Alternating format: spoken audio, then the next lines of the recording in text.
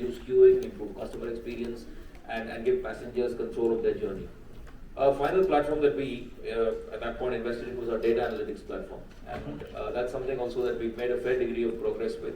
A lot of it has been focused on internal initiatives, understanding our operation better, understanding sort of the airport process better, understanding capacity better, and understanding customer preference better.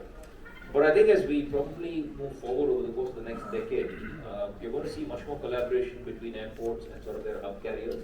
It happens in places like Hong Kong and Dubai and Singapore and Abu Dhabi, where the government, I think, not so much in Hong Kong, where the government is on the airline, but certainly in the three other places, the government owns the airline, the airport, the ground handling company, etc. So that collaboration becomes a whole lot more seamless because it's driven by the government.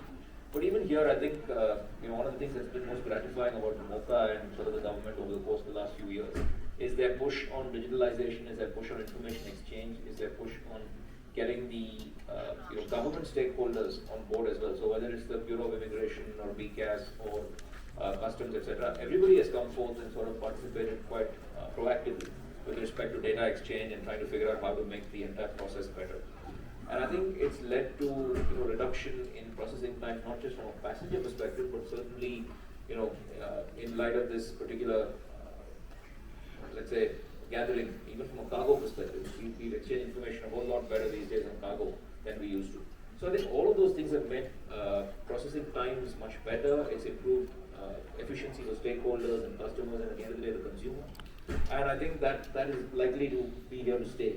So it looks as if over the next 10 years, you will see a lot more hyper-personalization. You will see people taking much more control of their journey, and not just of the time when they're in the aircraft, for instance, whether they're on board, but I think even on the ground, we're likely to see a whole lot more engagement with the customer from a digital perspective.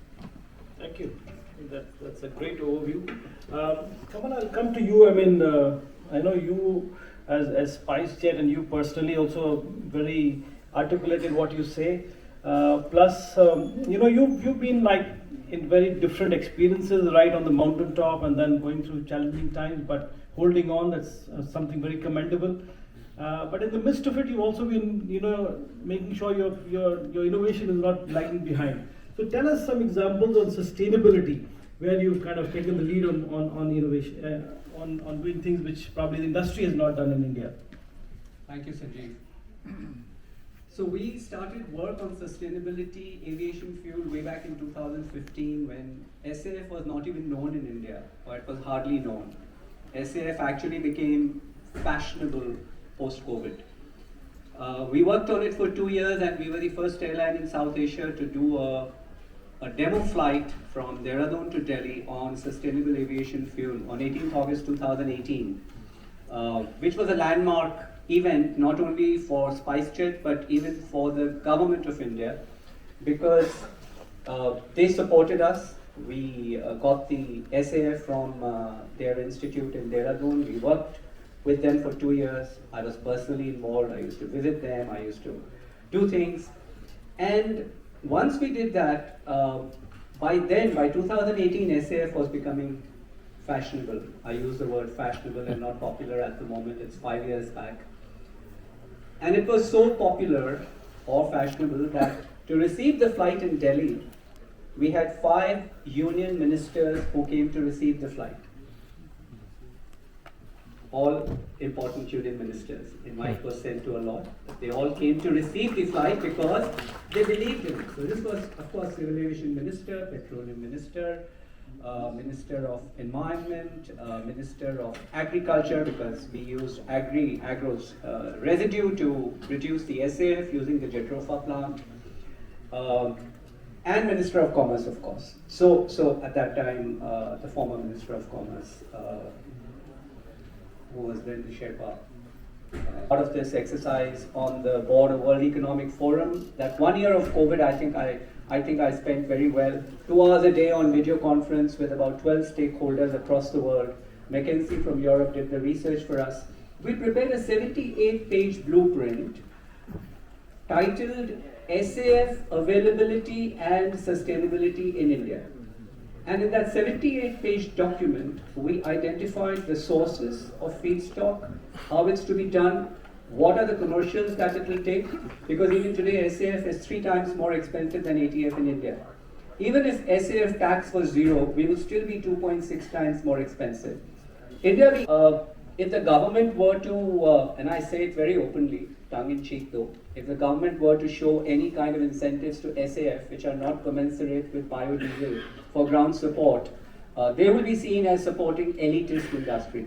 Even though our Prime Minister says, "Ore desh ka aam aadmi," but the reality is that aviation hasn't got a fair deal on a lot of taxation that I think aviation deserves, and we are therefore not on level playing field.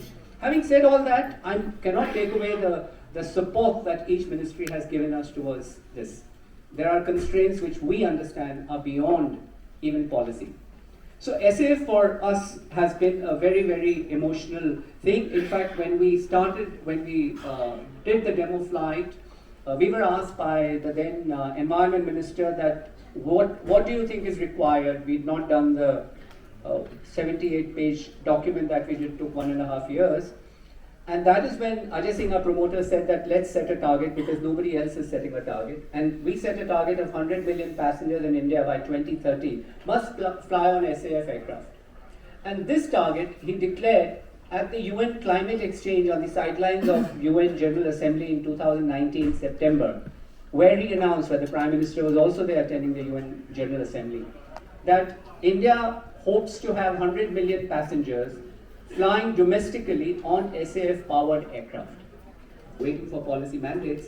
But what I'm trying to say here is that I think we are much closer to having SAF, on our fuel tanks than we were 3 years